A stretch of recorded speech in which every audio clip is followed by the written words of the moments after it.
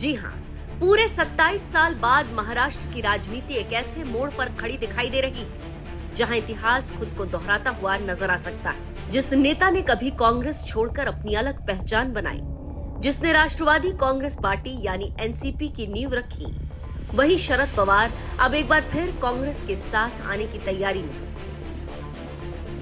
कम से कम राजनीतिक गलियारों में जो चल रही चर्चाएं हैं, वो तो यही संकेत दे रही हैं।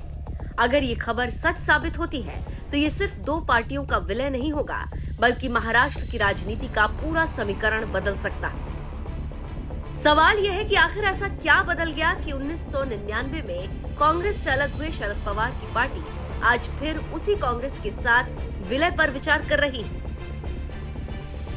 और क्या ये सिर्फ बीजेपी को रोकने की रणनीति है या फिर इसके पीछे कोई और बड़ा राजनीतिक गणित छिपा हुआ है?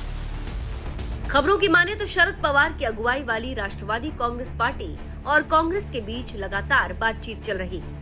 हालांकि दोनों दलों ने सार्वजनिक तौर पर इस पर कुछ नहीं कहा, लेकिन राजनीतिक सूत्रों का दावा है कि महाराष्ट्र स्तर पर बातचीत आगे बढ़ रही है। यदि राज्य स्तर पर सहमति बन जाती है तो अंतिम फैसला दिल्ली में कांग्रेस नेतृत्व और शरद पवार के स्तर पर लिया जा सकता है। याद कीजिए साल 1999 जब शरद पवार ने विदेशी मूल के मुद्दे पर कांग्रेस नेतृत्व का विरोध किया था। उसके बाद उन्होंने कांग्रेस छोड़कर राष्ट्रवादी कांग्रेस पार्टी बनाई। उस समय ये फैसला भारतीय राजनीति के सबसे बड़े राजनीतिक विद्रोहों में से एक माना गया था। लेकिन राजनीति में कोई स्थायी दोस्त या दुश्मन नहीं होता। परिस्थितियां बदलती हैं, समीकरण बदलते हैं और रणनीतियां भी बदल जाती हैं। अब सवाल उठता है कि आखिर 27 साल बाद ऐसा क्या हुआ कि दोनों दल फिर एक होने की बात कर रहे हैं। इसकी सबसे बड़ी वजह मानी जा रही है 2023 में एनसीपी की टूट, जब अजीत पवार अपने समर्थक विधायकों के साथ अलग हो गए और उन्हें आधिकारिक एनसीपी का दर्जा तथा घड़ी चुनाव चिन्ह मिल गया। दूसरी तरफ शरद पवार के गुट को नई पहचान मिली, एनसीपी, शरद चंद्र पवार, और चुनाव चिन्ह मिला तुतारी। यहीं से शुरू हुई नई राजनीतिक कहानी, जिसे अब कुछ लोग ऑपरेशन तुतारी का नाम दे रहे हैं। जानकारों का कहना है कि एनसीपी के भीतर दो अलग अलग विचारधाराएं उभर कर सामने आई। पहला समूह मानता है कि कांग्रेस और शरद पवार की पार्टी की वैचारिक सोच लंबे समय तक एक जैसी रही, इसलिए अगर बीजेपी जैसी मजबूत चुनावी मशीनरी का मुकाबला करना है तो विपक्ष को बिखरने के बजाय एक मंच पर आना होगा। इस गुट का तर्क है कि अगर कांग्रेस और एनसीपीएस औपचारिक रूप से एक हो जाते हैं तो संगठन मजबूत होगा, संसाधन बढ़ेंगे और कार्यकर्ताओं में भ्रम भी खत्म होगा।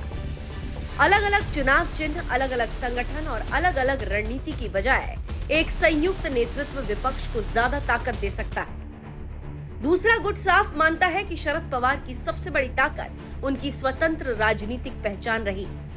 अगर पार्टी कांग्रेस में विलय कर देती है तो वो पहचान खत्म हो सकती है।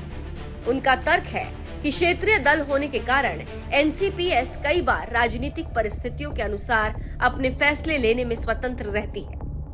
विलय के बाद ये लचीलापन खत्म हो सकता है। मतलब ये है कि पार्टी के भीतर फिलहाल वैचारिक और रणनीतिक बहस दोनों चल रही है। अगर कांग्रेस और एनसीपीएस एक हो जाते हैं तो महाराष्ट्र में विपक्षी राजनीति पूरी तरह बदल सकती है।